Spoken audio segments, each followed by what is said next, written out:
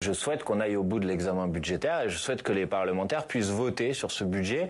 C'est un budget qui d'ores et déjà a été très largement transformé, en particulier sous l'impact des amendements que nous avons réussi à faire voter à l'Assemblée nationale, puisque je vous le rappelle, Michel Barnier dit qu'il faut faire 60 milliards d'euros d'économies. Lui, il a fait une proposition pour y parvenir. C'est à peu près un tiers de nouvelles recettes, 2 tiers de baisse dans la dépense publique. Par les amendements que nous avons réussi à faire voter à l'Assemblée nationale, nous avons fait la démonstration qu'il est possible de générer 60 milliards d'euros de nouvelles recettes en s'attaquant en particulier ou en mettant à contribution en particulier les plus riches, les grandes entreprises, les grandes multinationales qui se sont gorgées d'argent public depuis qu'Emmanuel Macron est arrivé au pouvoir. Donc je pense qu'on a un autre budget possible qui est NFP compatible pour dire les choses comme telles et je souhaite que ce budget puisse être voté à l'Assemblée nationale. Maintenant sur le nombre d'amendements, si vous regardez les choses en détail, vous verrez que la moitié de ces amendements ont été déposés soit par le bloc macroniste, soit par le parti Les Républicains qui soutient le gouvernement de Michel Barnier. Donc il y a une volonté d'obstruction de la part du socle du gouvernement ? À minima, ça révèle l'absence totale de cohérence de ce qui est censé être le bloc qui soutient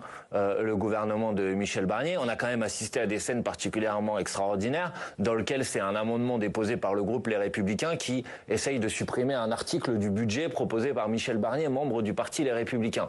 Donc je les invite à être un petit peu plus cohérents dans cette discussion et effectivement à ne pas faire perdre du temps pour nous empêcher d'aller au bout. Je soupçonne certains, pour être tout à fait transparent avec vous, je soupçonne certains d'avoir la volonté de dépasser les délais constitutionnels, parce que si on dépasse les délais constitutionnels, alors on peut ensuite envisager de passer le budget par ordonnance, et c'est-à-dire qu'il n'y ait pas de vote à l'Assemblée nationale. Donc je préviens, je préfère prévenir, s'il y a un 49.3, la France Insoumise déposera une motion de censure, mais s'il n'y a pas de 49.3 et que le gouvernement veut passer par ordonnance, la France Insoumise déposera aussi une motion de censure. Il n'y a pas de chemin qui empêche aux parlementaires de s'exprimer sur le budget. En tout état de cause, nous ferons en sorte que les parlementaires puissent s'exprimer sur ce budget, s'il le faut, par une motion de censure.